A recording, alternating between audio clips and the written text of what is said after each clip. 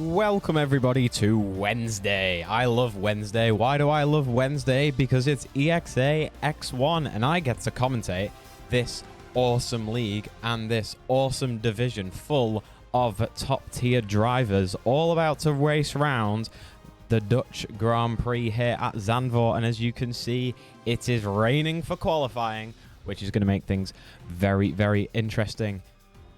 So it's round 7 of 12 in the EXA Season 6 here. So we're just over halfway, which is probably a good time to give you a bit of an update on the drivers and constructors standings, because it is still all to play for so far, 7 rounds in. So Tony Ritchie in the Red Bull is leading the championship so far with 117 points. However, Rice in the AlphaTauri is very close behind with 85.5 points. So that's a 31.5 lead for Tony Ritchie in the championship so far. And Trixty in the Haas is very, very close behind to Rice. He is 1.5 points behind.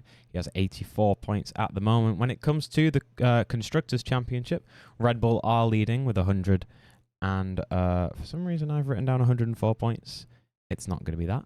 However, Haas are close behind with 97, and then McLaren sitting a bit further back in third with 70 points.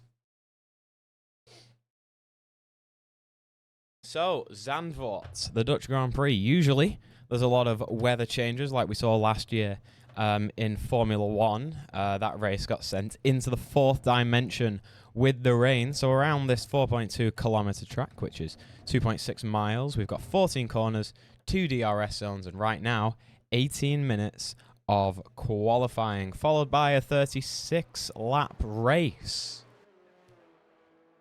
So, for some reason, once again, it looks like we've got some incredible lag going on while spectating. Not sure if that's a bug at the moment with F123. I've never had any issues with that, but it looks like we've got a bit of lag and we've got a lot of rain. So I tried fixing it yesterday in X3, which was an absolutely chaotic race in Baku with about 4 safety cars there. So we spent most of the time not racing.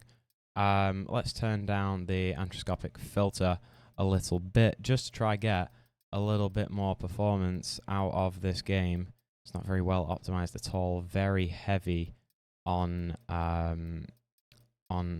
your PC, and I do have a pretty good PC, so I'm not sure what's going on, but nonetheless, let's have a look at some drivers. We're currently looking at Tony Ritchie, championship leader, of course, but I want to see who's starting a flying lap right now. Pablo in the Ferrari, heading down the main straight, intermediate tires on, of course, because as you can see, the track very, very wet. So round turn 1, and wow, the spectating is very laggy. I can tell you that it's not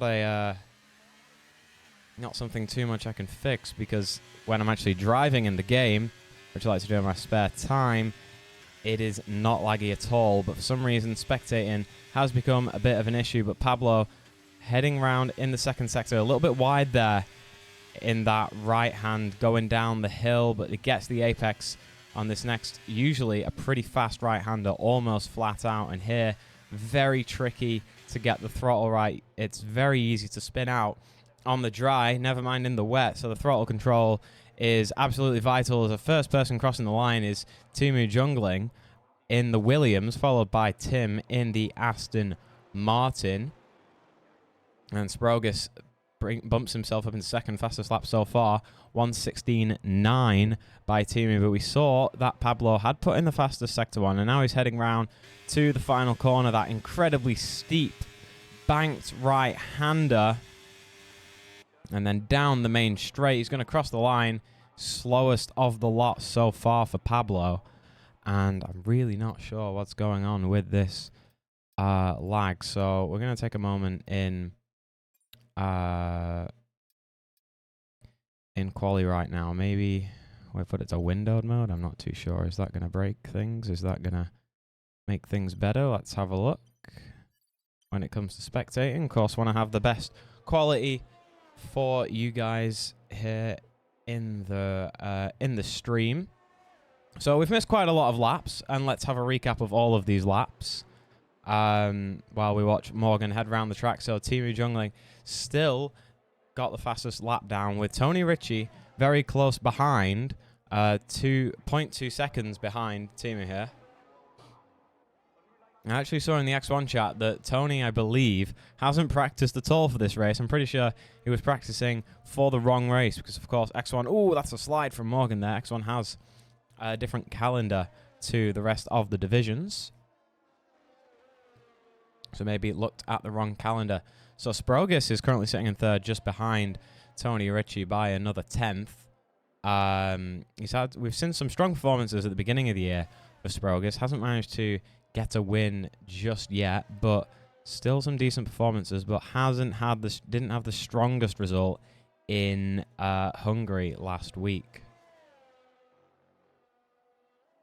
Trixty did, however, last week. I believe he won that race and is currently sitting in P4 in qualifying at the moment in the Haas, closely followed by Rice, who was on the podium in Hungary as well.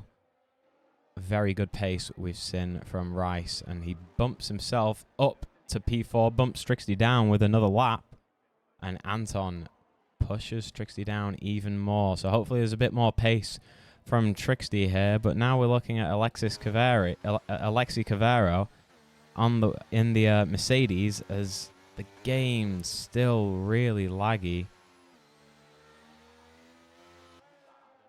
Not sure what's going on with Spectator.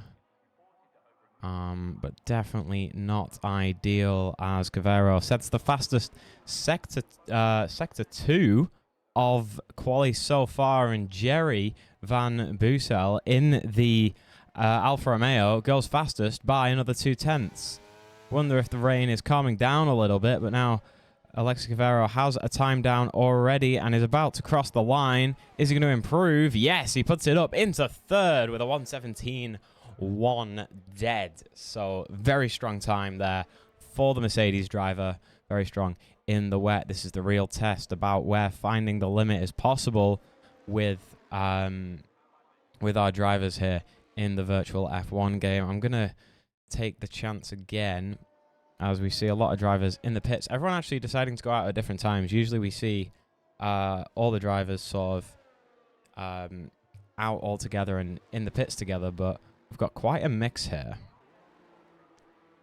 So this lag is really, really bad. Also, I'd just like to say, Leos, thank you very much for the Prime, supporting the ExA Racing League with the Twitch Prime. We very much appreciate that.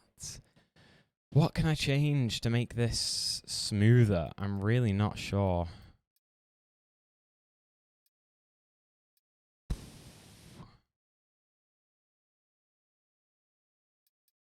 Refresh rate. I guess I can turn the refresh rate down to 60 Hertz, but ooh, I want to get this sorted for the race, ideally. So bring the game down to 60 Hertz. That'll look pretty awful for me, but it shouldn't change anything on the stream, as the stream is at 60 FPS, so let's not worry about that. And it's still not fixed.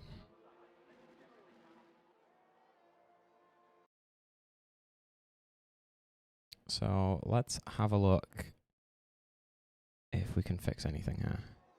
While we watch Timu Jungling put the fastest lap down, the first lap, but has been knocked down by the Alfa Romeo, has now set the fastest Sector 1 of the race, and has a bit of traffic as he navigates round the fast right-handers and now the very tricky braking zone and acceleration zone. And he's abandoning the lap there, it looks like.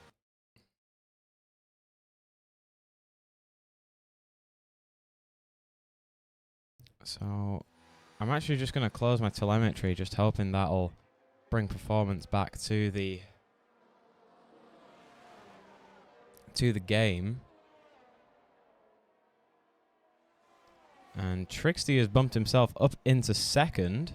And Sprogis goes across the line with the fastest Sector 3 and then bumps himself up into second.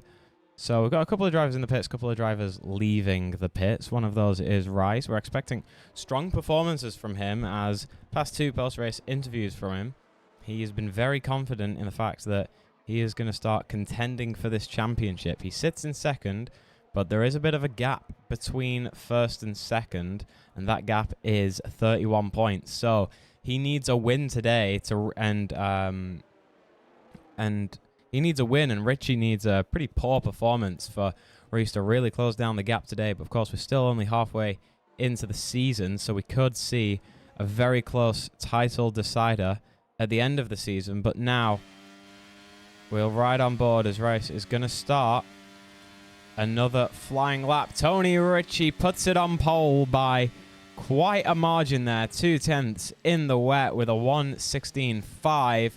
Very strong performance there from from Tony. But what can Reese do? That right-hander just about flat in the dry, definitely not in the wet as he exits the banked hairpin of turn 3, and now coming towards sector 2 here. This corner almost flat as well in the dry, but lots of braking, 2 downshifts. Same with this corner, but a lot faster. Doesn't want to get on the curb too much. It'll unsettle the car. I know he's got a bit of traffic going around this long right-hander, but they stick to the outside, off the racing line.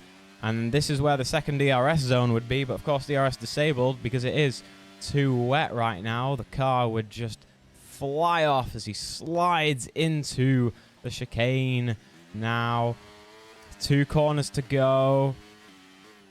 Braking late, get it turned in. This is looking really neat and tidy, but it's just all about how much more is it raining in the game, and is the grip becoming more readily available as he crosses the line. Only 8th for Reese, so it's an improvement, but it's not what he needs, as his championship contender is currently sitting on pole position. Chaz, I see you're in the chat. You're not spectating this, are you? It's you're not hosting this, are you? If there's someone who's hosting this, can you ask if they're also having this lag with the with spectating? So I'm really not sure what it is. Tony Ritchie has been dethroned from pole by 0.4 of a second, by the way, as Jerry was previously on provisional, has now brought it back in the Alfa Romeo. Amazing pace for him so far. 1:16.1. And very strong time there, gapping the previous pole position. But Reese, actually, I believe he's on an in-lap, but he did set the fastest sector 2 in that in-lap. Is he going to go and cross the line? I'm only going to presume he's planning on crossing the line. No, he's heading into the pits, but he did set the fastest sector 2 while doing so. So the track gripping up here as we've got a couple of drivers in the pits and a couple of drivers leaving the pits. But I want to have a look at anyone on an outlap right now.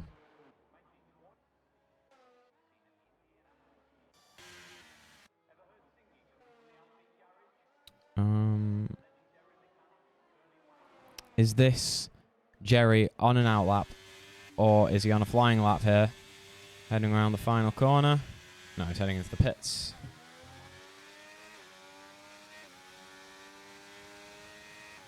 So got lots of drivers in the pits here, lots of drivers heading for an in-lap as the Haas eats a marker board there. Sousa, very strong performances from him in qualifying. We saw was a Haas front row lockout in Hungary, but unfortunately Sousa didn't have the pace to stick with the front runners and his teammate during the race.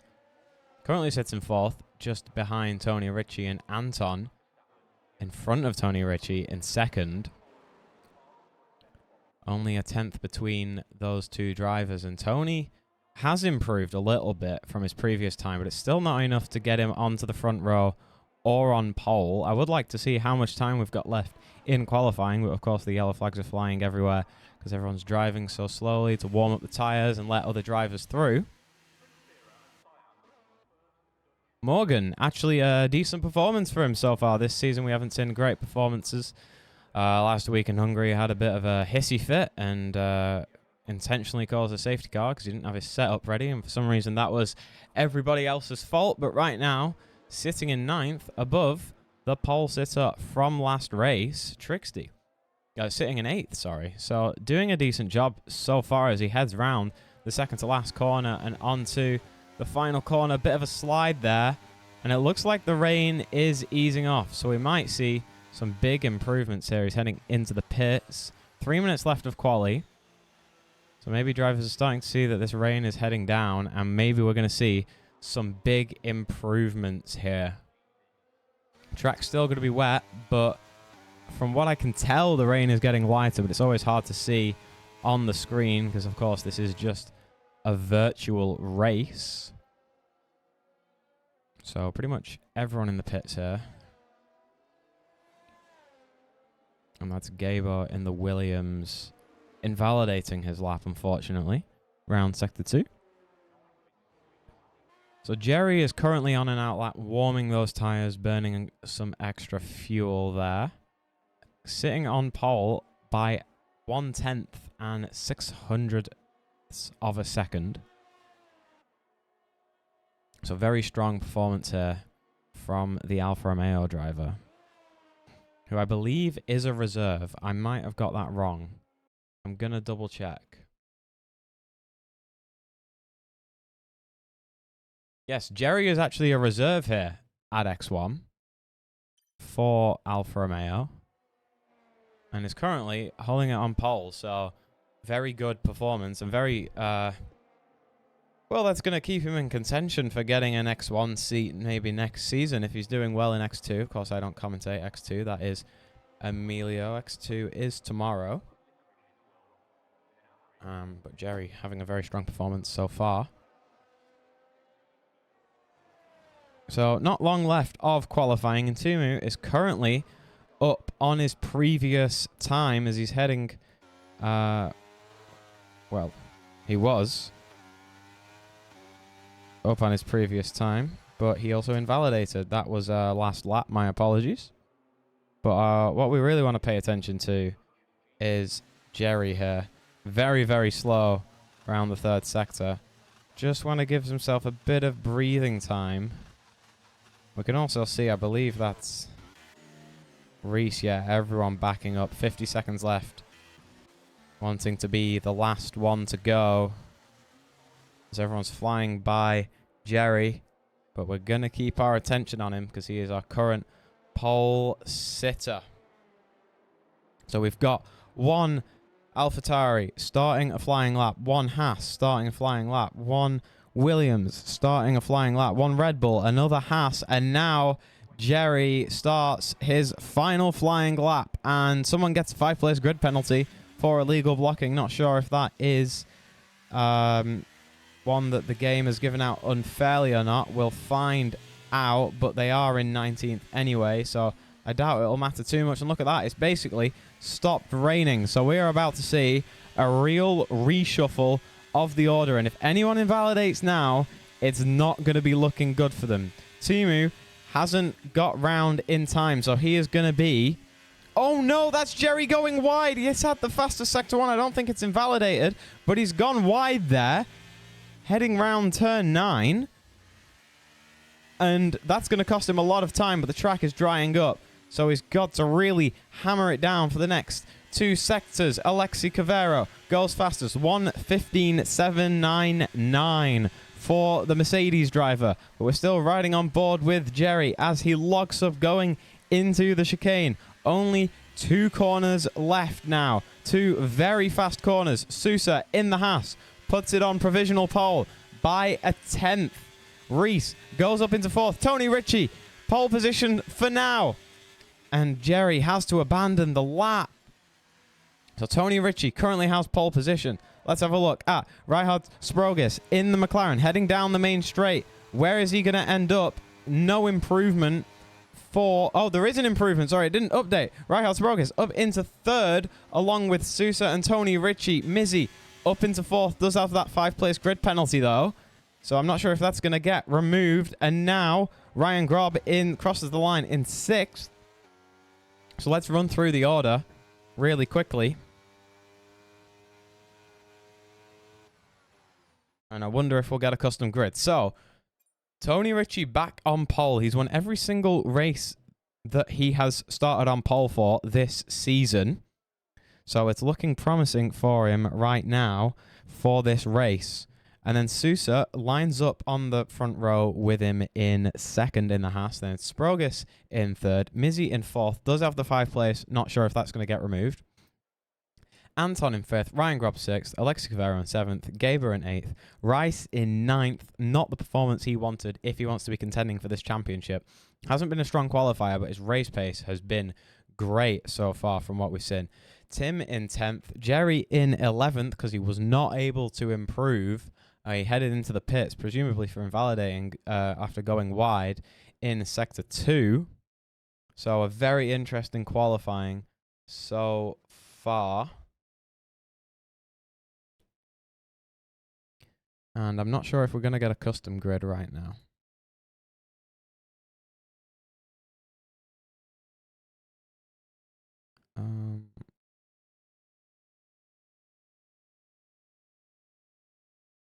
But we shall see. So Tony Ritchie didn't have any practice for the race, but still managed to put it on pole position. So we'll see how his race pace is going to be.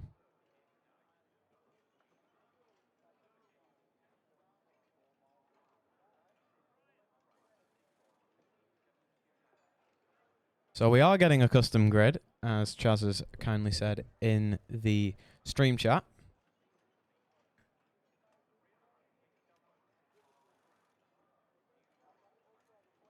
So we get to see some flamboyant crashes. As per with the custom grids, we have to restart the session, essentially. So if anyone in the race is watching the stream, please do not leave the lobby. Only retire from the session once we get the race underway. We're going to get the red flag in the chat. And we will then get the custom gridded order. So here we go then. It's 5 red lights. And the derby begins. Many jump starts and a virtual safety car already as everybody crashes into the wall and my frames absolutely disappear. What is going on? Jesus Christ. That is a fun sight to see there, would you? Look at that. So, a couple of people making it around the first corner as the safety car's just there. But the frames are not being kind to me at all. Like, at all, at all. It's strange, because I've never had this issue before. In F123, especially with streaming it. So, I'm not sure at all what's going on.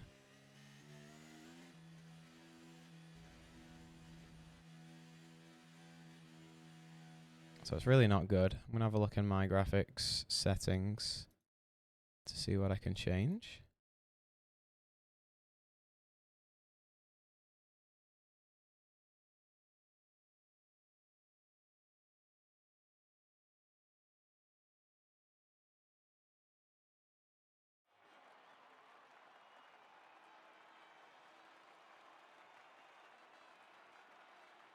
But this lag is rather unusual and pretty annoying.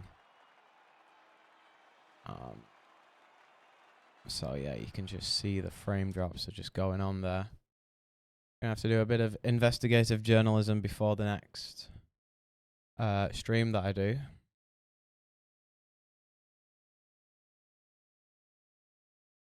Yeah, I'm not sure why it's lagging. I've not had this issue before, but now I suddenly am having this issue.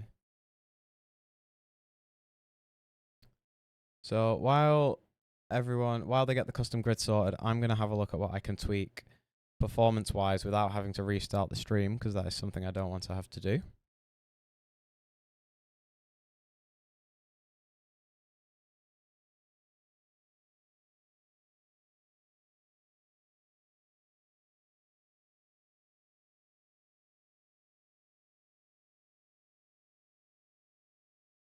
Feel free to restart. I'm not sure restarting is going to change anything though, Rolly. Unless I find something that I can change.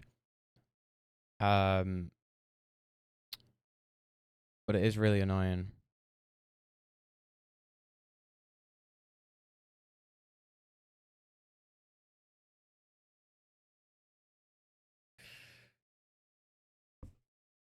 I'm just having to think because I'm just trying to think of anything that I might have changed on my computer between the time since last week, and I really don't think it's anything. I haven't updated OBS or anything like that, and yeah, all the settings are looking good. I've even had to lower the settings. So yeah. By the way, I am tabbed out of F123. So could someone let me know when we are starting so I can actually get ready for it? Extra usage on the network. It's definitely not my network. I'm at university accommodation, so I mean, let me just switch to this screen real quick while I do a speed test. This might make the stream lag, so I might have to restart.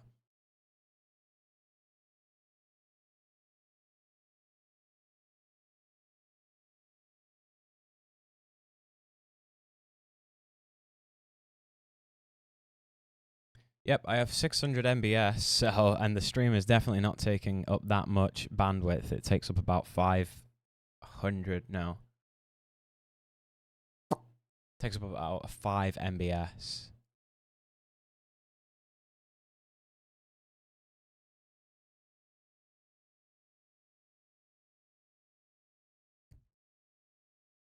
And I have 600 of them, so it's definitely not that. OBS playing up? Yeah, maybe. I haven't changed anything, though. That's what's really annoying. And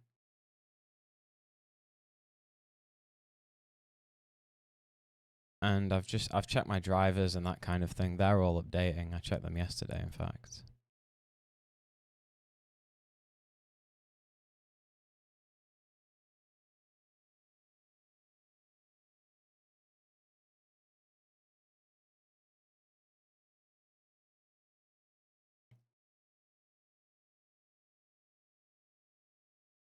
So, yeah, not like I'd be able to update my drivers because it would, I'd be gone for way more time than available.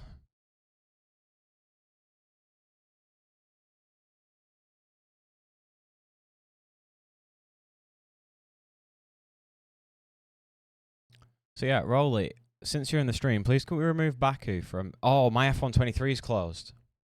My F123 has crashed.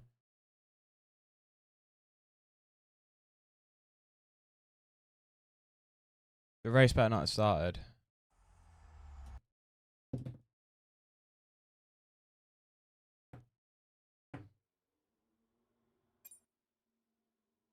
Quick. Okay, I need to ping.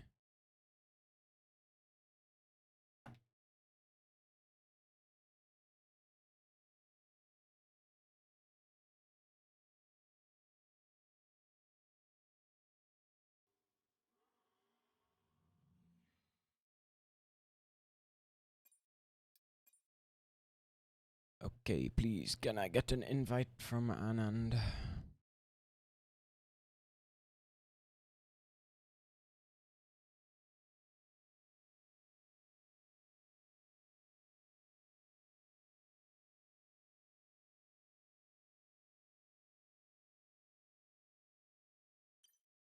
I need an invite. I need an invite. I need an invite. I need an invite.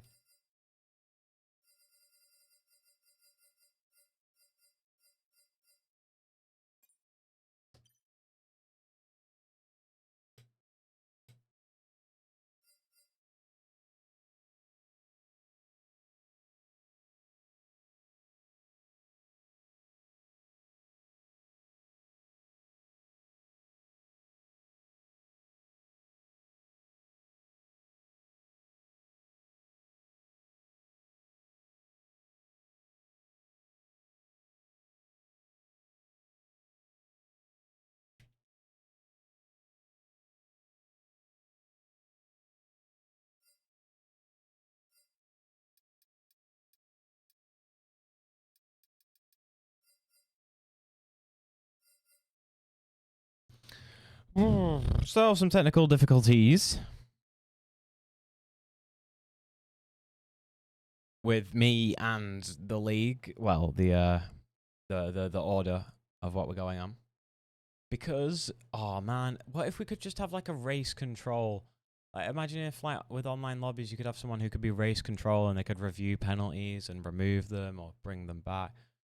Oh, that'd be so much better.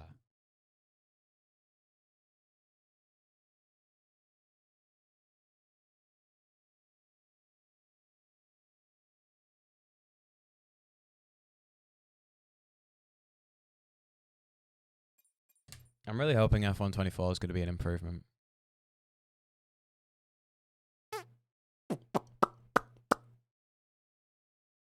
I really hope it is, because, like, you know, that'd be kind of nice.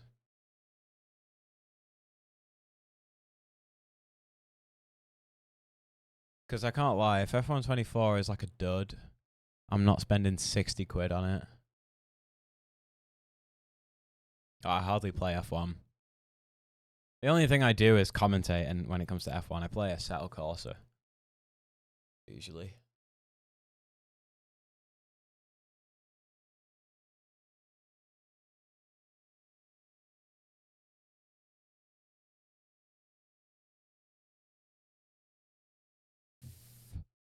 So, we're just waiting for everything to... There we go! Yes! Invite, invite!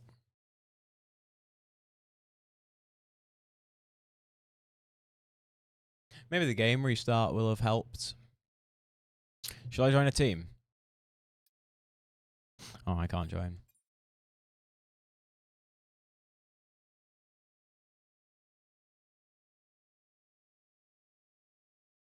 I mean, I could afford it. I just like, yeah. I do really like commentating here. It's so much fun. But, I mean, like, having to pay... Like, the only reason I bought F123 is when it was, like, the Las Vegas Grand Prix. There was like a big Steam sale for F123 and I bought it. So it was like 20 quid. But like 60, oh man. Especially as there's not that much, usually with EA games, there's not that much of a change.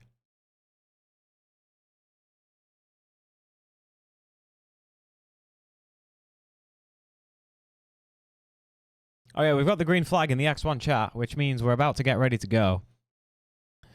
And we are crossing our fingers with the fact that it's going to be an A-OK performance from my computer. You bought your first F1 shirt in 6 years today. I don't have an F1 shirt. I do have a Lando Norris cap and a McLaren jacket because I'm a McLaren fan. And I live in pain every time Lando gets P2. Because it's been 15 podiums and no wins. This year is the year. I believe it. For Lando, if Oscar gets the win before Lando, I will cry. There will be many. I will do a trauma dump stream on ExA League Racing. We are in and we're waiting for the players.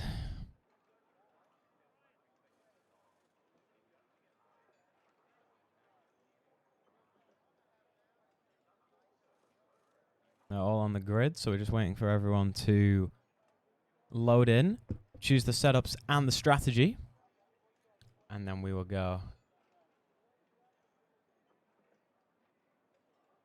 You bought a McLaren shirt? Dubs. Did you just buy like a general McLaren shirt or like a specific driver's shirt?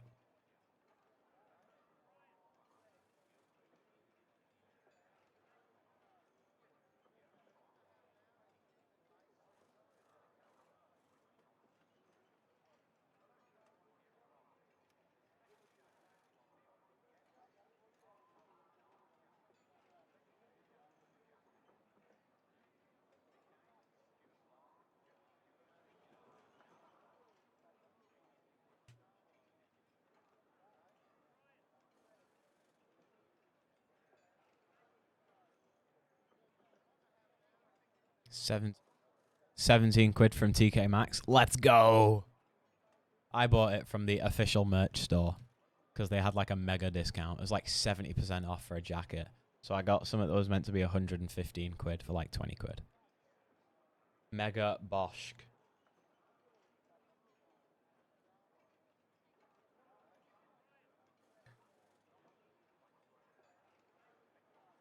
Guys, does anyone here like Drive to Survive? And if anyone doesn't like Drive to Survive, I did a video essay on Drive to Survive on my YouTube channel. So if you want to watch me shit on Drive to Survive for like 8 minutes, go watch that video. Someone in my Discord server just posted a photo of what I believe is last year's Alpine car at their university, and I just put, it's a tractor. In all caps. Yeah, my YouTube channel is just stuff with Simon. So you can share that video if you like. I just post my university projects on there, really. I used to upload Minecraft videos way back when, but now it's just university projects because I work in... Well, I work and I study editing.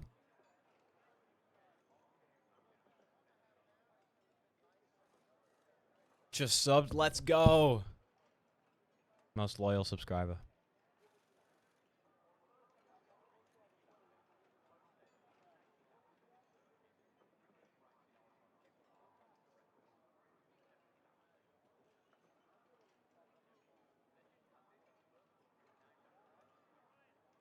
Next week I'll be on the overlay. What do you mean? Here we go then. We're about to get racing with 5 lights here in Zandvoort, and now they go out and we wait for the ping and the drivers get going, and they are going quickly. Tony Ritchie gets a good start and is holding off the lead into turn 1, but Sprogis is going round the outside, but he can't quite get ahead into turn 1. Tony Ritchie leads them through turn 2 and into the banked corner of turn 3. Sousa closely followed behind, and then oh, what's happened there? Mizzy has spun out in turn 3, started in 4th, all the way down to last within 3 corners. And there's a big wreck. There's a big wreck. We've just caught it there.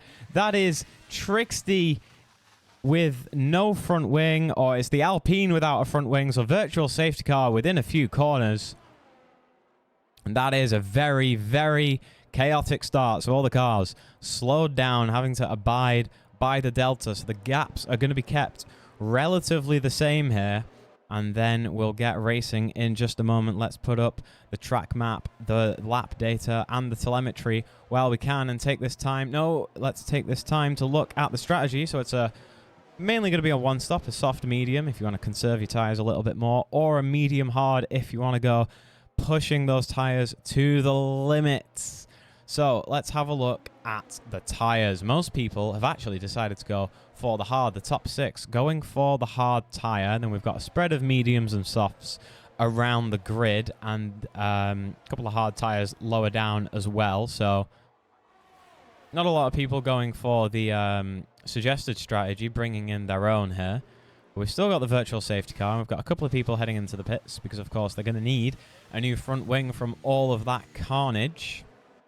And it looks like with the restart of the game, no jinxing it, touch wood and fingers crossed, we've got some good performance for spectating. I know the graphics quality is a little bit lower, but I think lower quality is better than absolute lag. So virtual safety car has just ended now, and we go green, and Tony Ritchie getting away well round in the second sector, closely followed behind by Sprogis. These two are battling out in the first few races of this season, especially Qatar, where it was a drag race to the line by these two with the penalties. It was very close between those guys, but Sousa has been rising up recently in the league and is currently sitting in 3rd behind them. Reese in 8th, just someone to point out, has had really great race pace, but not enough in qualifying pace. We saw that in Hungary last week, that he is looking to contend for this this championship, as he currently sits in 2nd in the championship. And Tony Ritchie crosses the line on the 3rd lap to set the fastest lap of the race, of course, the only lap that we've had full racing speed. And we've got another virtual safety car for some reason. I'm not too sure what's happened there, but not looking strong. We've got Tim in the pits, Timu in the pits.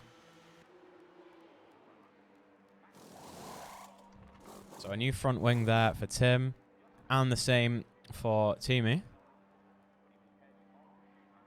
So already carnage and chaos here at Zandvoort. Very narrow track. Decent amount of runoff in some areas, but then again, no runoff at all in others. It's very easy for some safety cars to come out. Hopefully we're not going to have the same amount of safety cars as we saw yesterday in X3.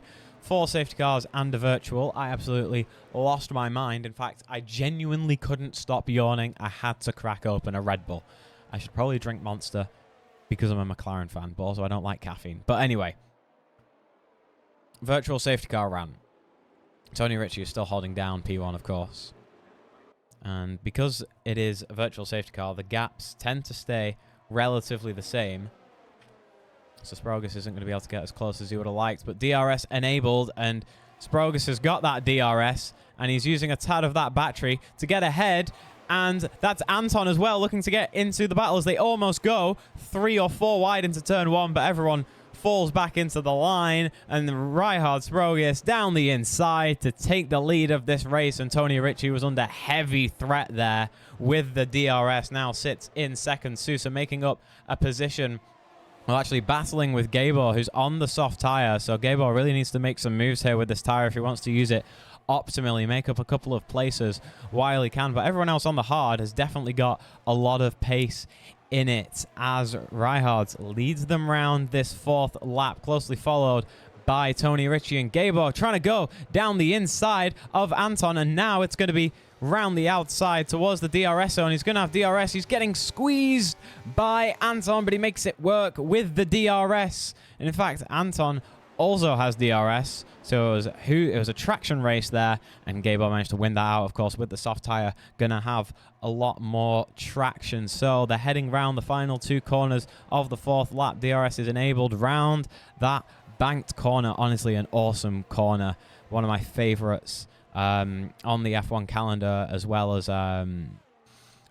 Shanghai Turn 1. So Trixie has the fastest lap of the race so far, down in 14th on the hard tires. And Sprogus is not building this gap between himself and Tony Ritchie. Tony Ritchie, of course, is going to have DRS 2 times in the lap in the middle sector and down the main straight and out of the final corner to regain any time that he might lose. But he's right on the rear end of Sprogus here. Only a 10th between them as Tim sets the fastest lap of the race, 1:10.7. Down in 19th, so unless he can get himself up into the top 10, he's not going to get a point for that fastest lap.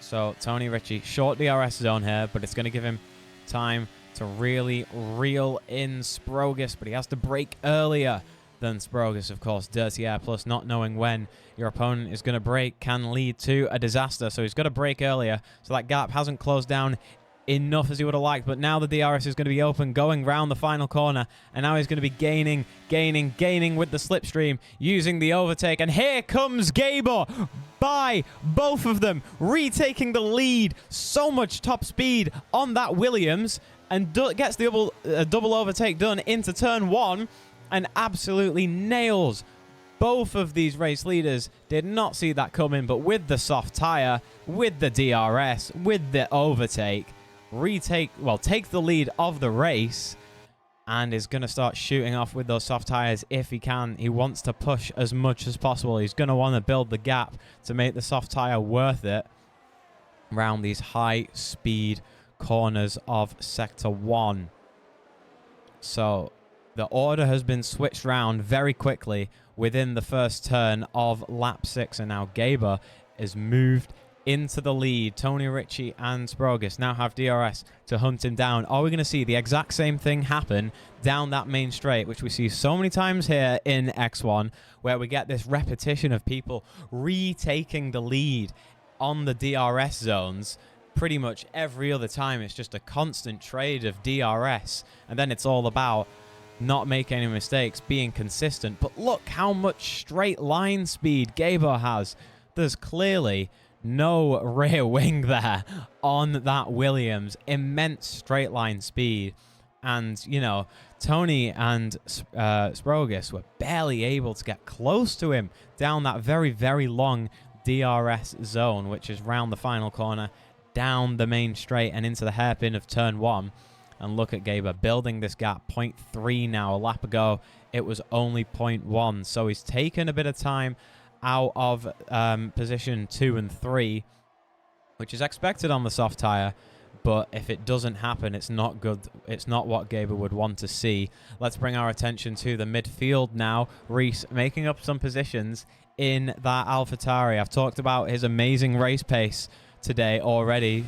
I think he needs to work on his qualifying if he wants to get a chance at the win, because starting 9th and then overtaking Tony Ritchie and whoever may be in the lead, whether that's Trixty, Tony Ritchie, Sprogis, or even Gaber today, it's going to be hard to do getting the win from 9th. So if we can get the quali down, I feel like this could be a real close title contender. But let's bring ourselves back towards the lead as we see Tony Ritchie retake it down the inside of turn 1. Gaber losing out, wasn't able to do enough rounds on the previous lap in the corners to build the gap up, and Tony Ritchie retakes the lead. Sousa on the tail of Sprogis, but also has Anton on his tail, so very close between pretty much everyone here. Everyone's separated by less than a second from P1 all the way down to P14. The other drivers having some sorts of incidents and occurrences, let's say, on the first opening laps. That's why we had those 2 virtual safety cars.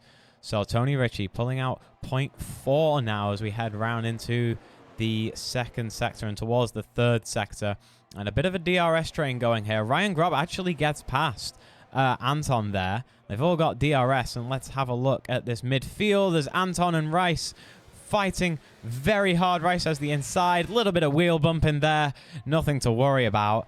And both of them making round that chicane-esque hairpin pretty well. But look at Reese on the inside round the final corner with DRS. Gets the better slingshot. But now Anton has the slipstream to try to go round the outside of turn 1. He's not ahead. Is he going to try stick it round the outside? Reese has the inside line and he can't make it do. Reese manages to stick his nose ahead. Maintain track position there. Very good fight between the AlphaTauri and the Alpine down in 6th and 7th. So back up in the front, Sprogis is very, very close to Gaber. And Gaber has... what position did Gaber start? This is all to determine how I feel about his performance so far. Amazing stuff. Started all the way down in 8th and 9th. And has made up 6 positions already. So the soft tire has clearly worked for him. Currently sitting in 2nd, so it's really going to work. It's all about when he pits and when Tony Ritchie and Sprogis pit. And if we're going to see some safety cars, which may change the idea of how this race is going to go down when it comes to strategy. So Gaber, is he going to want to take the win today? Absolutely. Is he going to be able to do it? Tony Ritchie is just so fast. We've seen him. When he started on pole, he's won every single time. First 3 races of the season, started on pole and has taken the win. So it's going to be a task here for the Williams driver as Sprogis is trying to go down the inside. Is he going to get past Tony Ritchie as well into the first corner? Not quite, but he's got past Gaber with the DRS and brings himself up into 2nd. Gaber losing out again there, even though I believe he did have DRS on that lap. And Sprogis managed to retake it. Gaber doesn't have more battery than Sprogis, so maybe saving that up when he really needs to.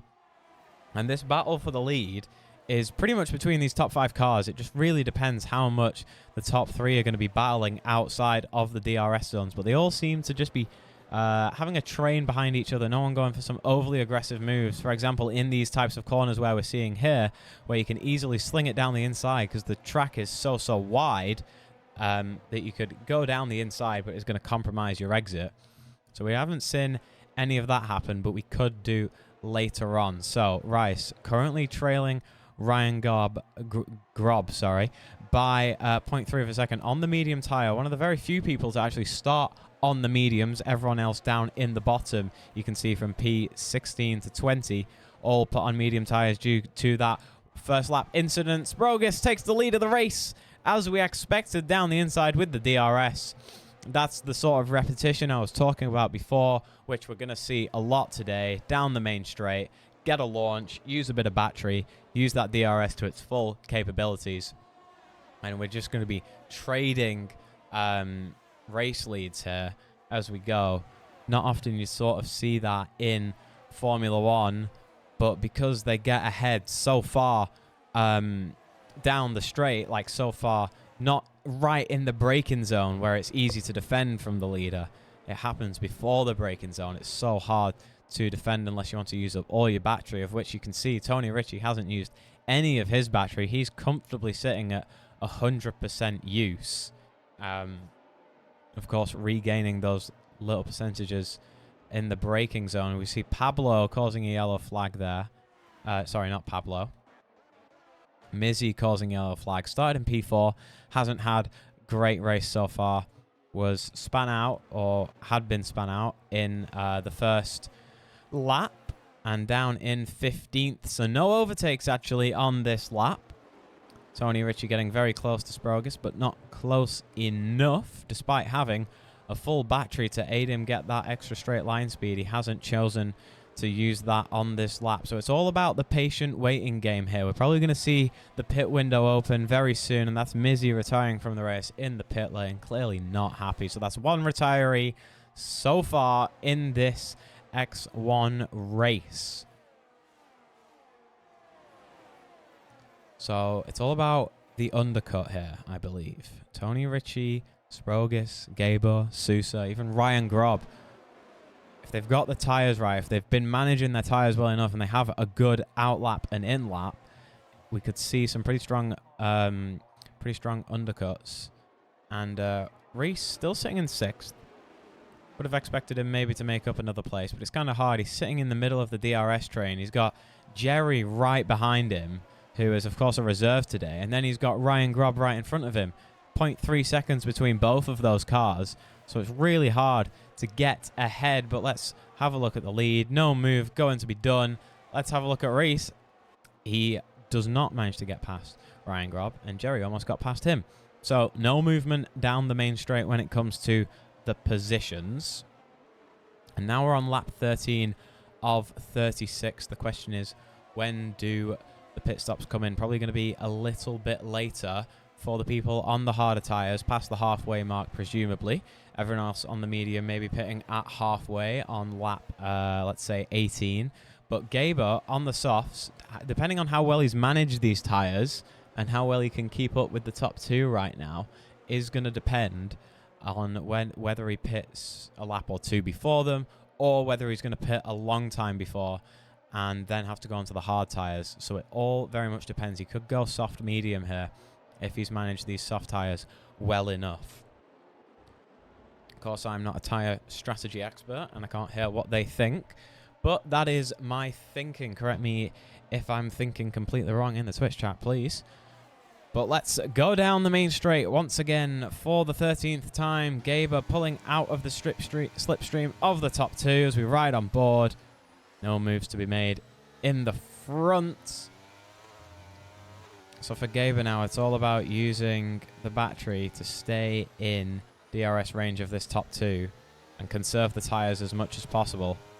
He wants to pit as close as possible to the people on the hard tyres, which is going to be a big ask because they're going to be going a lot longer in this opening stint. But 13 laps on the softs with some very high speed corners in the first sector, and especially that final corner as well in the third sector.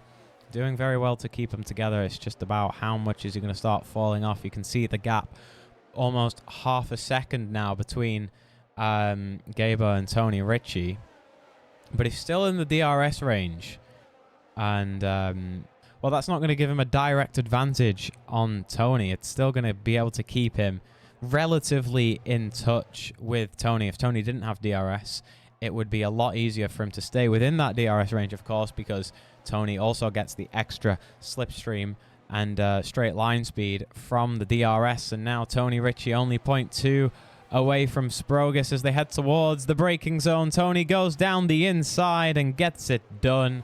Gets pretty much a whole car length ahead, or gets a whole car ahead of Sprogus before the braking zone, and that gives him the opportunity to slide in nicely.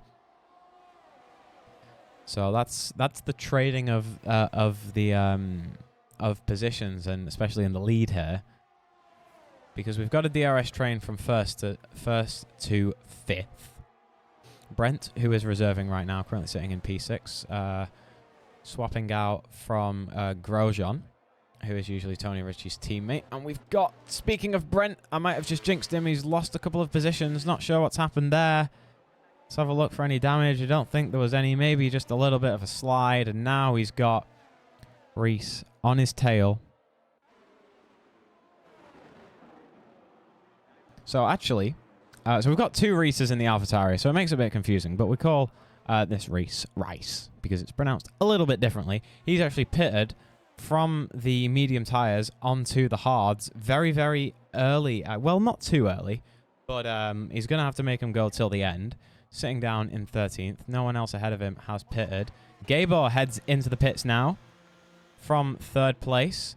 Going to put on a set of mediums here for Gabor, so he's probably going to want to go to the rest of the race. I wonder if there's going to be a safety car. But our top 10, all on hard tyres and haven't pitted yet.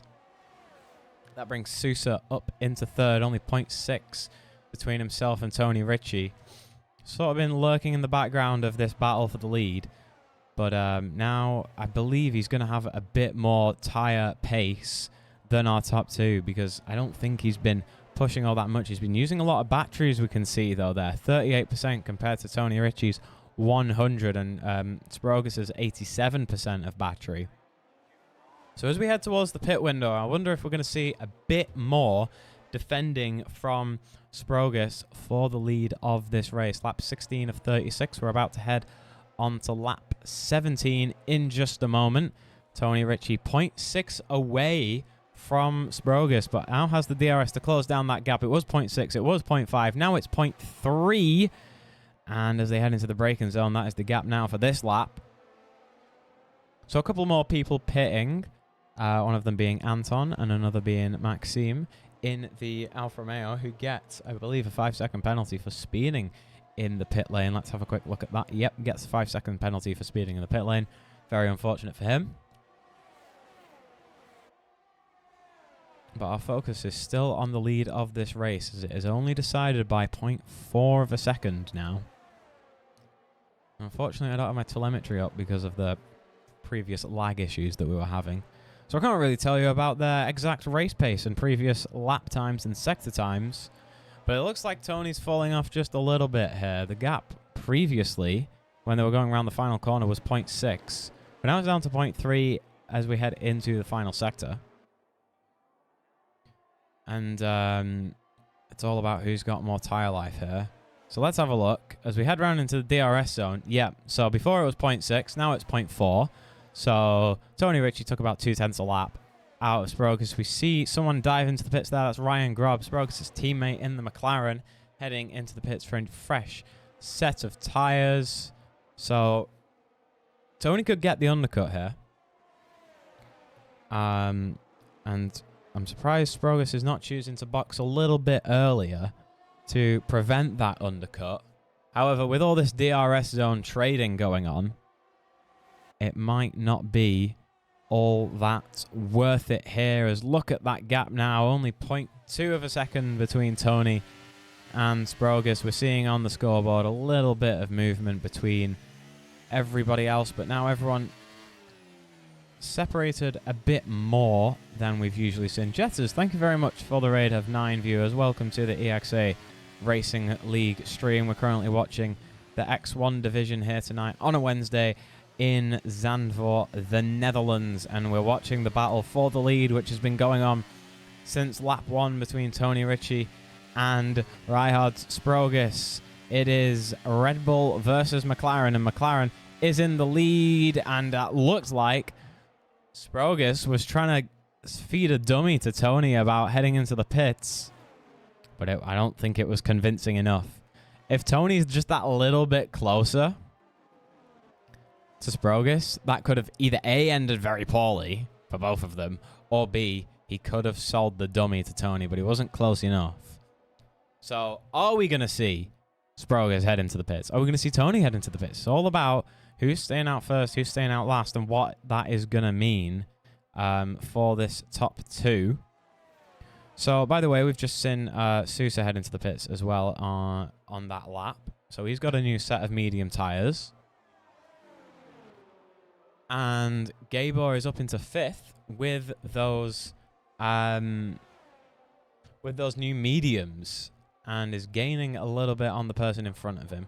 So we may retake the lead of this race once this top 4 decide to pit. I feel like it's going to be pretty close between all of them.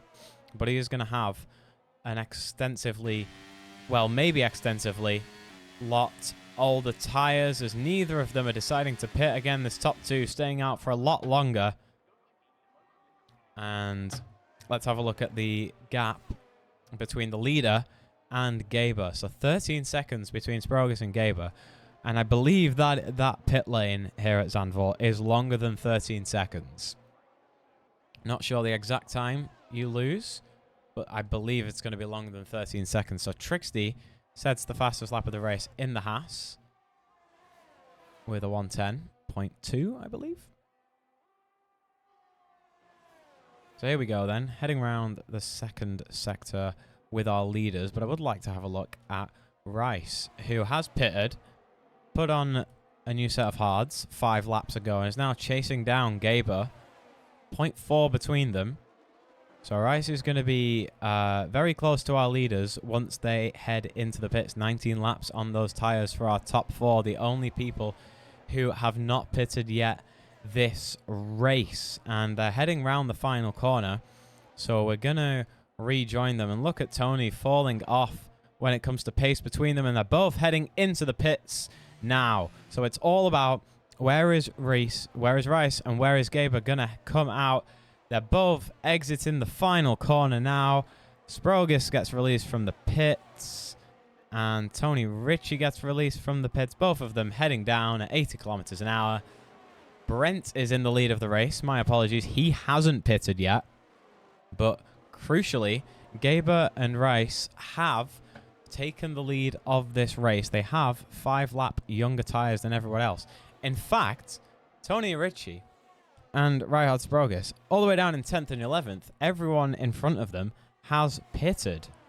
So they've got a lot of work to do. They've got younger tyres, but they've got a lot of work to do. As they stayed out for oh so long. They stayed out for 20 laps on those hard tyres, not concerned about the rest of the field gaining time as they all pitted. And staying out a lot longer might have cost them, but these are 2 very fast drivers, so they could easily make it up through the field. I mean, they are very close to Reese in P9 in the other AlphaTauri, while we're currently looking at Rice in the first AlphaTauri, let's call it, in P3. Brent heads into the pits. Our reserve driver gets a 5-second penalty for speeding in the pit lane. That hands the lead of the race back over to Gabor, who had retaken it with an amazing double overtake in the first stint of this race. First stint of this race. And Rice is trailing behind by 0.3 on the hard tyres. 1 lap older than Gabor. Gabor on the faster compound, and Jerry close behind. Looks very strong in qualifying until that final run when the track had started to dry out, and he was and he invalidated, went wide around in this corner here as we're actually going through. Or the previous corner, my apologies. Which sacrificed his chance at pole position. But now currently sitting in 3rd. It's all about how quickly is Tony Ritchie and Sprogus going to be able to get through the rest of this pack. And let's have a look at them doing so. There's Sprogus down the inside of Anton into the chicane. Also sets the fastest Sector 2 while doing so. And now is going to chase down Trixty as they head round the second to last corner. And now the final corner, using all of that battery to try to get past Trixty. It's going to be close. Trixty tries to defend the inside. Sprogus sets the fastest lap. And down the inside to gain 6th place. Now he's 1.9 seconds away from his next opponent, which is the other Haas of Sousa. Both Haas's not having as strong of a race as they did last time in Hungary. But Reinhard Sprogus hoping to slice this field through like a hot knife through butter. Tony Ritchie still hasn't managed to get past Trixty. So Sprogus, the more cars he can get past before Tony, the more of a chance he has at outscoring Tony, but also regaining the lead of this race. We're on lap 23 of 36. Tony Ritchie is in 8th, started on pole. Sprogus is in 6th, started on the first row alongside him, but they both pitted very, very, very late. So that is the question. Is the late pit stop sacrifice both of their races? Because Reese is in the lead right now. In fact, we've missed it. Reese, Jerry and Gaber and Ryan Grob basically all in a kerfuffle. And that is what happens when you kerfuffle. Gaber and Ryan Grob have contact. And that is Ryan Grob out of the race. And Gaber has no front wing. And is going to have to pit, of course.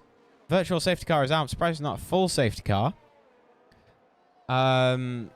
It is a full safety car. It says virtual, but there's a yellow dot on the there's a yellow dot on the minimap, so it's going to be a full safety car. So there you go. That's what happens when you kerfuffle round turn 1. And that gives Reese and Jerry the chance to perhaps get a pit stop down here. Because, let's see, Tony Ritchie is up in 5th with Sousa in 4th. So they managed to capitalize off that chaos in P3 because it eliminated, completely eliminated a couple of opponents in front of them, we'll say, a couple of cars in front of them. And now they've brought themselves up into P4. They're on the faster, fresher tyres compared to Jerry and Rice, who both head into the pits. Sousa into the pits. Reihard's into the pits. Tony into the pits. This has leveled the playing field and sent the race into the 4th dimension. Everybody in the pits. Sprogus puts on the medium tyres. Sousa into the pits now. Rice on the mediums. Sousa on the softs. Jerry on the mediums. Tony Ritchie on the mediums. No position changes for our top 5 through the pits. No pit lane carnage, but that has evened the playing field somewhat between our championship contenders, with Reese out in the lead in 2nd and Tony Ritchie down in 5th. But we know Tony Ritchie is rapid. We've seen it in the first 3 races. He's won all 3 races at the beginning of the season from pole position. But it's not been by a country mile, though. That is something to know. It hasn't been Max Verstappen-esque. It has been, a lot of the time, within 0.3 of a second. So, here is the question. Who does this benefit? My brain doesn't think this far ahead. Who does this safety car benefit? Does it benefit Rice? Because he's managed to put on a new set of tyres, which means he's got the pace and the tyres to compete against Tony Ritchie and Sprogus.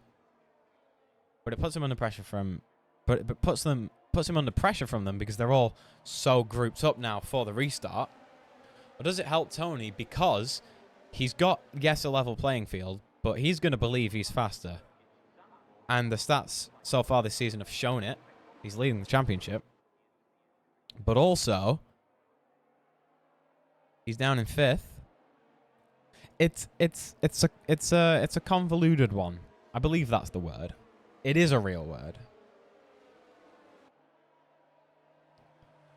But for me, it definitely levels out the playing field.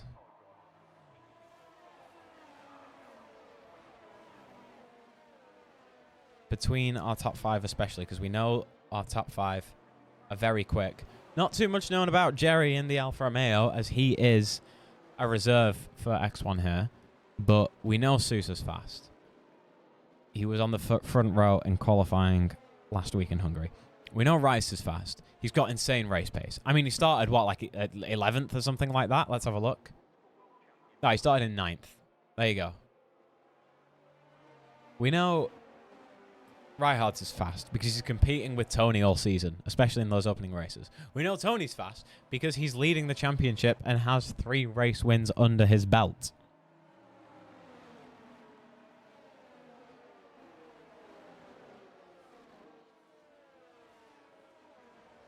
So it is very level. And thank you very much, Rolly, for giving us that information in the chat. Jerry has raced in events with esports drivers. So that puts in the hope that he's very fast. So this is all to play for between our top 5, maybe 6. Safety car should be in this lap. There we go. There is the notification to tell us that the safety car is going to come in. That Aston Martin going to head off into the distance. And Reese is going to warm the tyres through this final sector. Get a good launch out of that second to last corner to send him flying. So Jerry is PSGL F1. That's like the really famous league with the fastest fuck people. Sorry, I swore.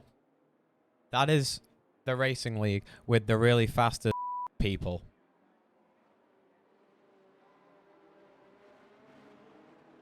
So Reese, when is he going to press that right foot hard down on the accelerator?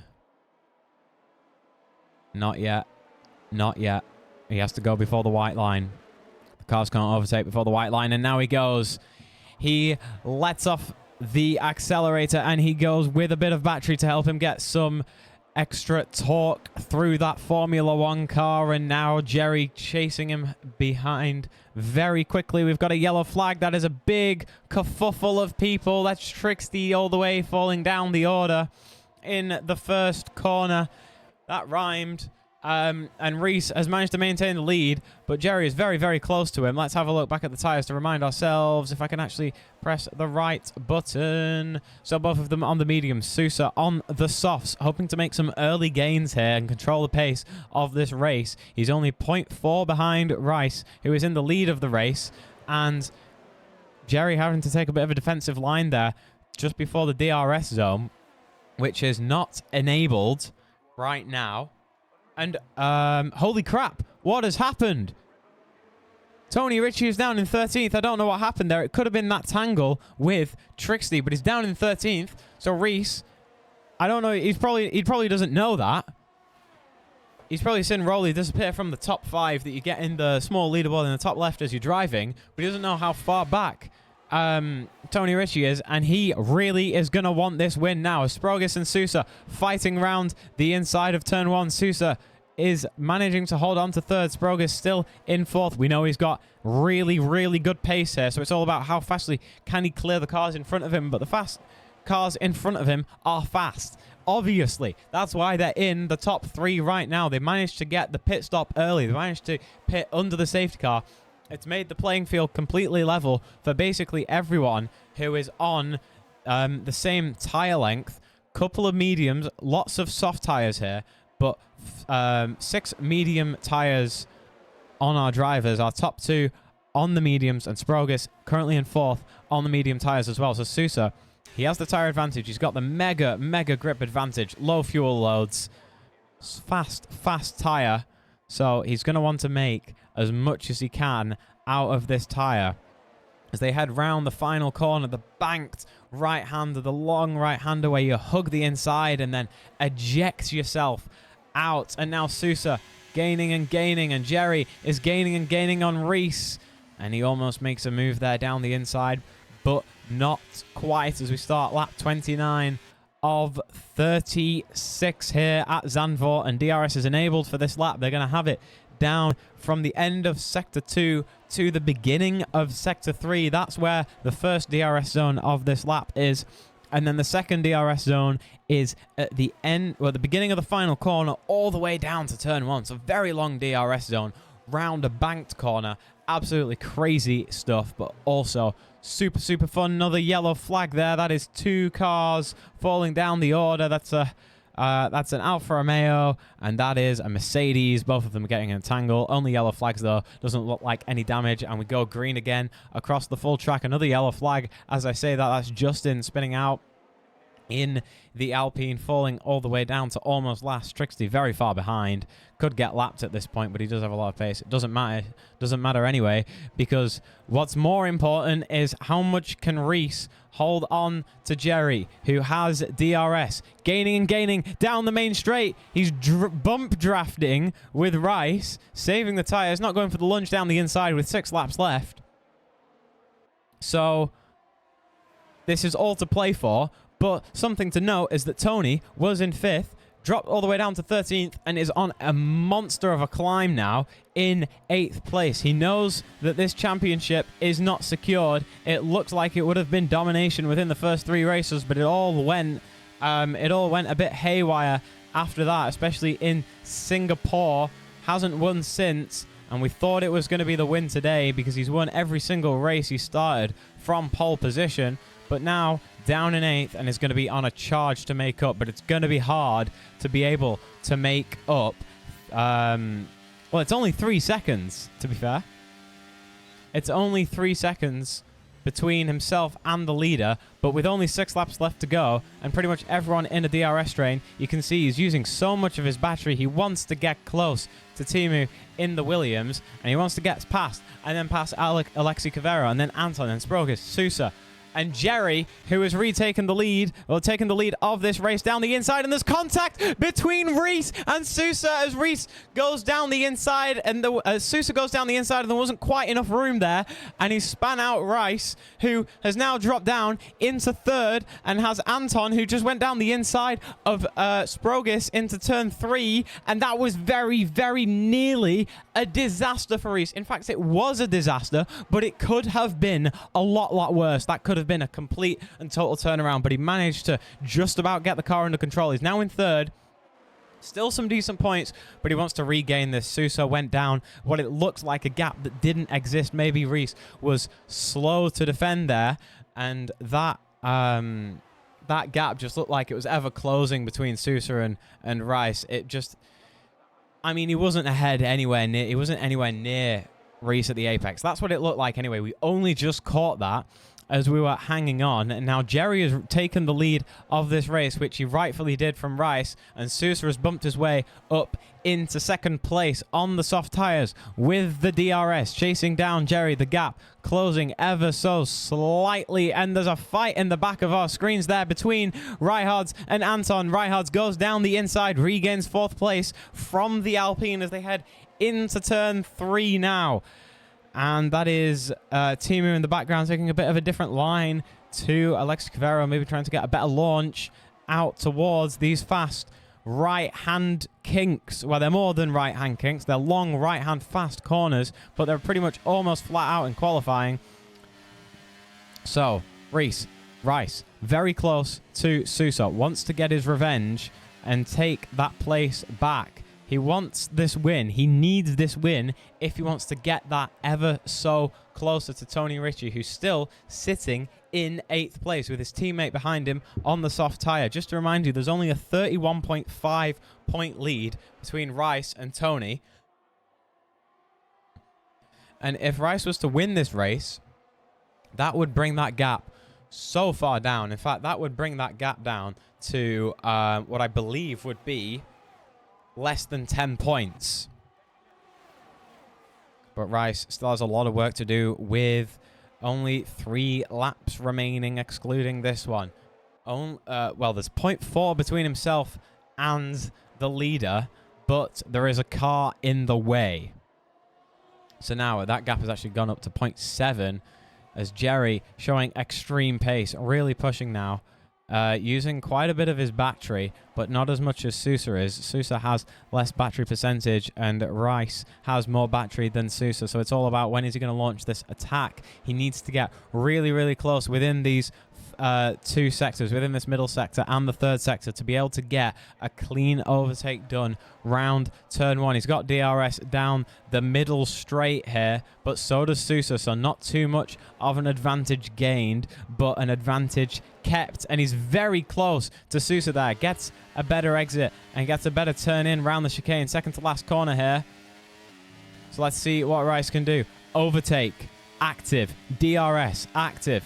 Going down the straight. Sousa also using the last of his energy to defend this place from Rice, who's going down the inside. Not one, but almost two drivers almost to take the lead of the race. Gets through Sousa, back up into second, and was so close to getting that double overtake that we saw Gaber do in the opening laps of this race. But now he's got 0.3 to retake this race. 2 laps remaining. That's a yellow flag there. Not sure what's going on. That is Alexi Cavero down in turn 3. Maybe span out, but we're not going to pay attention to that because what we need to pay attention to is the final few laps of this race between this top 3. It's very close. It's incredibly close. In fact, I don't think there's been a closer gap between a top 3 in real Formula 1 in the last 3 years. I don't know. So, 0.8 separates our top 3. Ryod Sprogus very close behind here, looking to put pressure on Sousa, which might relieve Rice here and make it so that he doesn't have to worry about that Haas driver all too much. But now 0.5 separating Jerry and Rice as they head down the main straight, and that 0.5 gap starts to disappear with the DRS. But second to last lap now, Rice needs to get it done on this lap, essentially, to get the overtake. Otherwise, it's going to be one hell of a drag race to the line. Little bit of a bump there from Reihards, who, by the way, got past Sousa on the first corner of the lap with the DRS. So now Reihards, he could have had this win. But the timing of the safety car, it's questionable whether that helped him or gave him a disadvantage. But our top 2 have so much pace, and Rice is falling just that little bit behind Jerry and is under heavy pressure here from Sprogus in the McLaren. McLaren currently sitting second in the Constructors' Championship. Sorry, third in the Constructors' Championship. So there's going to be some big points for his team today, but also for this championship for Rice. 0.3 of a second, opens the DRS, uses the last of his overtake to get a little bit of an extra boost, and now he's pulling alongside of the Alfa Romeo. It's Alfa Romeo versus AlphaTauri. He gets ahead on the final lap of the race into turn 1. Rice has done it when he's needed to. He just needs to hold it together for this final lap. But Jerry, he seems to have a lot more pace through the rest of the track here. Maybe he's got more tires. Maybe he's got more raw pace from the reserve driver here, but he's going to be under heavy pressure from the McLaren of Reihards Sprogus. It's very tight between our top 3. Tony Ritchie, by the way, moving up into 6th, so he's still going to score some decent points, but that gap is going to be closed down heavily. 0.2 of a second between our top 2.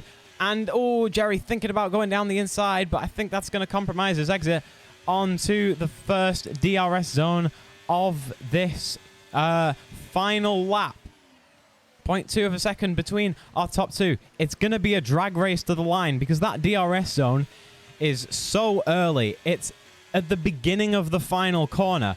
It's in 50 meters. It's now. So, Jerry, using all of his overtake, using all of his DRS. Reese using the last of his DRS. It's a sprint to the line, but Reese takes it. He gets the win here at Zandvoort. Just about less than a tenth of a second. Look at that gap. 0.078 between our top 2.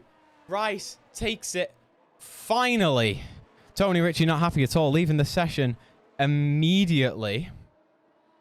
And very good race there from our top 3. Had us literally until the line, and that is why I absolutely love X1, because it doesn't get any closer.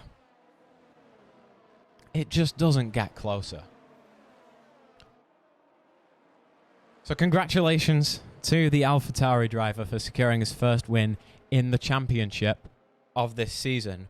And that's going to narrow the gap down between himself and Tony. 25 points for him today. The fastest lap actually goes to Trixie down in 15th. He's not going to get a point for that. So Tony's going to get a point for pole position. And however many points it is for 6th place.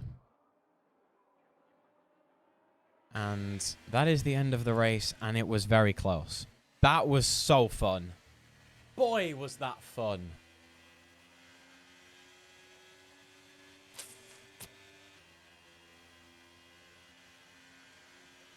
Broly, please could you create the group chat with our top 3 so we can get into the post-race interviews?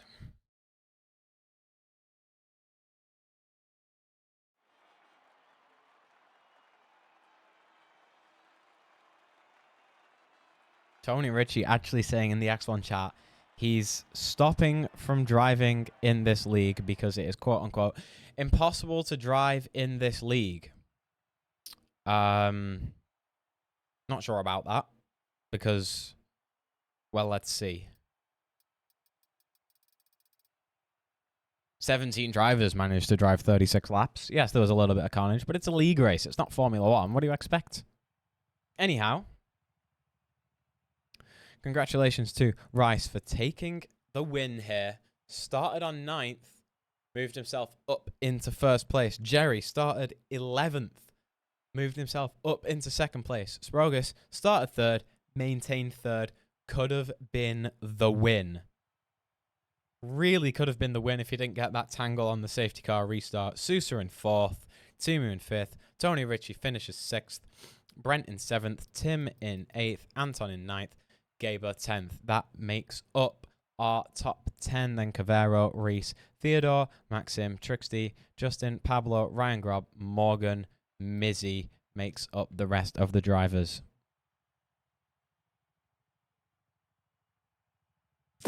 So, we're about to head into the post-race interviews in just a second.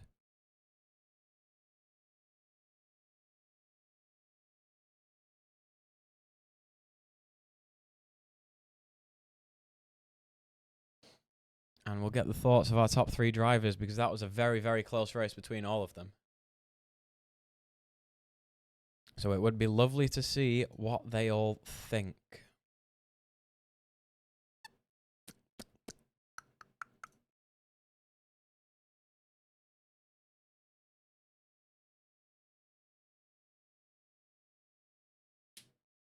So we've only got one person in the call right now, that is Sprogus, but hopefully we'll have Jerry and Rice join us very soon. We're just waiting on them today.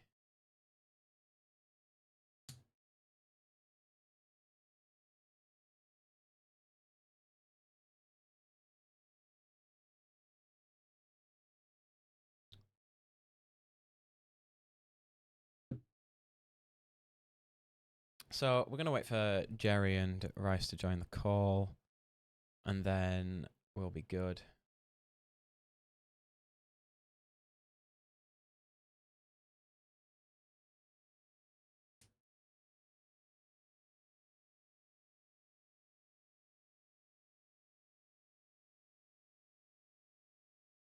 Okie dokie.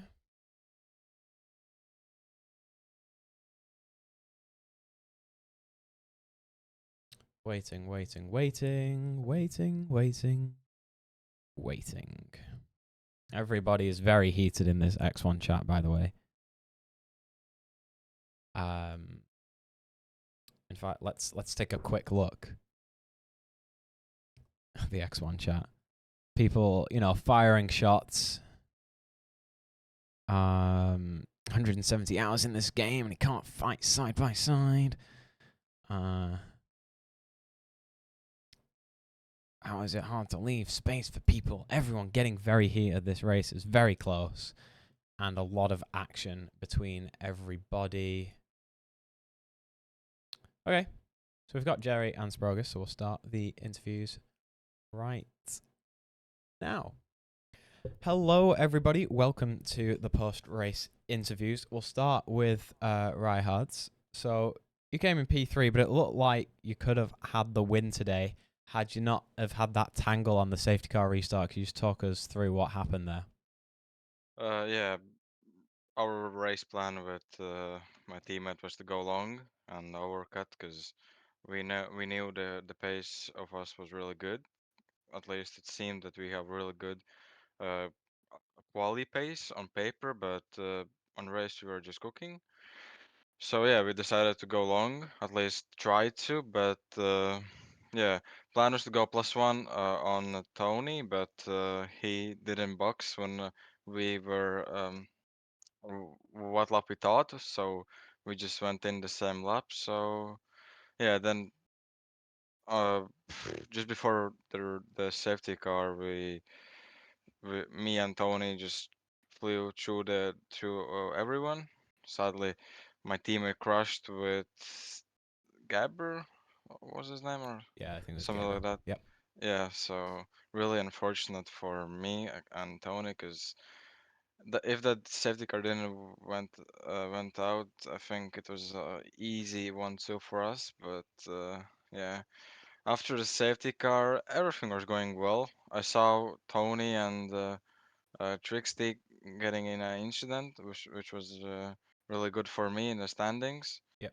So yeah, I was happy, but then tried to hold the soft runners who were behind me, uh, which I almost did, but in one lap, Anton was trying to go for a move, which I was really mad at, because I had to burn all my ERS just to uh, stay ahead. So after the fight, I had like 20 battery, and my chances for the podium I thought was gone. I was like, yeah, this is it, P4. But then I saw that Haas driver was with softs, and his softs was a bit falling off, so I overtook him. And but yeah, that was it. Because when I overtook him, I was almost flashing with like 11, 12 battery, and Mm. yeah, I think top two guys or the whole podium was just saving, or at least not saving, but they were at least on 50. Not sure though, but yeah, they were a lot better than me for sure. So Yeah. yeah, I mean, picture isn't the the worst scenario, but yeah, really Yeah. not happy, but not sad. So Do yeah, you think just that you and Tony just stayed out that little bit longer? You dropped down a lot of places because you stayed out for 20 laps on those hard tires. Do you think if you pitted earlier, you would have had a better chance at getting the win or no? not really. Maybe. I don't think so, because we were just gaining a lot. We would have caught them anyway. So, Yep. and then our tires would be really fresh, and yeah, Okay. just yeah. Well, thank you very much for that insight and congratulations on P3, of course. Next up, Jerry. Of course, you're a reserve driver here at X1 and a very strong race for you today. P2 in the Alfa Romeo. You started way back down the grid, made up a lot of places. What was that down to today? Yeah, what was that down to? Straight up race pace, strategy? Well, it was indeed was quite fun to drive actually. Overtaking is just very difficult because it's so hard to overtake because you don't have any straight. So yeah, it was quite fun to make some move. And from P11 to P2 is I think a very good job. Um, and also like um, also have been said is that with the safety car it also helped us a little bit, but yeah, I was positioning my car very good, so they it was indeed it will be always be difficult for them to overtake me because if you're in top three in the last 5 6 laps, you will also mainly not lose your position anymore because it's just swapping with the guys that have no DRS. Yeah. So it was quite fun. So yeah, just talking about qualifying, looked very strong in the rain, but then the rain sort of died off on the final run, and you sort of went wide just at the beginning of the second sector. Do you think you would have got pole if you didn't go wide there and have to abandon that final lap? Um, yeah, well, myself, I was quite mad at myself because yeah, the first 2 laps were very good. I knew it was raining and I'm fast in the rain, normally faster than when it's dry, so I was happy about it. But then yeah, that last lap, I just overshoot the corner. I don't know what happened actually. I just Yeah. maybe I didn't brake enough, but Mm. yeah, I was quite upset about it because if you're starting P1 or P2 instead of P11 is making your race very easy. But yeah, it happened, and I knew it was also possible from P11, but Well, it it is was what a it is. very strong performance for you, making your way all the way up through the field. Very good shot. How many races have you done here at EXA so far this season? Well, this season is my first one, I think. Last seasons I've driven some races, yes, and Okay. it's always quite nice to drive. Well, that's lovely to hear. Hopefully, we see some more performances from you today because it was very entertaining watching you and Rice battle it out for the lead. Just talk us through that final lap there, Rice. You barely hung on to the win. In fact, it was 800ths of a second to the line between P1 and P2 there. Can you hear me? Yes, I can hear you. Yeah, well, I'm going to ask you another question that I ask you every week. Yep. I'm going to ask you, did you enjoy the race? It was sensational, mate. It was so close. Perfect. I love it when it gets like really close to the line. It's just awesome to watch this racing. So yeah, just tell us about that final lap. Yeah, it was incredible, man. It was incredible. It was quite stressful as well. But yeah, it's good to get a win in ExA. I've been looking to get a win for a long time. So due to unfortunate races and missing a race as well, it was kind of a long time coming. So yeah, I'm happy with the result. And yeah, that final lap was quite intense. Keeping Yeri behind is always a tough ask. He's always pushing me to be the best that I can be.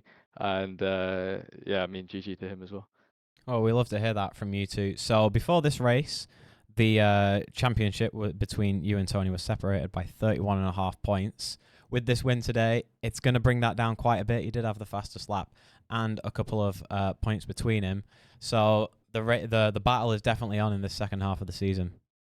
Yeah, I did say that. I mean, Tony's in my backyard now. These races that are coming up are my good track. So yeah, I'm happy with that. But like it's more of a confidence boost that we've got this win. Like I've been saying, there's a lot more to what I want to do in my career, and I want to make a big brand, a big sort of name for myself. I want to make money, a lot of money out of F1 esports, and we're going to do that this year. Inshallah, we'll do that. And yeah, this is just a starting point, and it's a big confidence booster for me going forward into the rest of the season. Well, we love to hear that. Congratulations on the win. Just get your thoughts on the next race, Austria, the Red Bull Ring. Favorite of yours? I mean, I think I've got quite a few pole positions, race wins there in WR, PSGL. So I'm a big fan of the circuit. Like I said, Tony's in my backyard now. These circuits coming out are mine, so I'm happy. Well, we're looking forward to this championship going probably all the way down to the final race in Brazil. We've just done round 7 and round 12 is the final race. So congratulations on the win. Thank you very much to our top 3 for getting a bit of insight in the race for today. We hope to see you all on the podium next week. Thank you very much and bye-bye. So EXA stream. I hope you enjoyed those post-race interviews. They're always good fun to speak to our drivers. If you would like to be a driver and you're not in the league just yet, do !league and you can join. We've got divisions all the way from the pro esports drivers like the ones we've literally just spoken to now, all the way down to the noobs and beginners like me. In fact, we've got a range of divisions, 5 divisions, so a league for one fits all. Please do join !league if you're new. I will see you next Tuesday for the X3 race, and then of course I'll be streaming the next X1 race in Austria a week in 7 days on next Wednesday. So next Tuesday is it's the Silverstone Sprint actually, so we've got quite a long one ahead of us tomorrow. A sprint race for some extra points for X3, and in a week's time, it is Austria. So thank you very much for watching, everybody. I hope you all have enjoyed this very intense race, and I will see you all in 6 days for X3. Goodbye.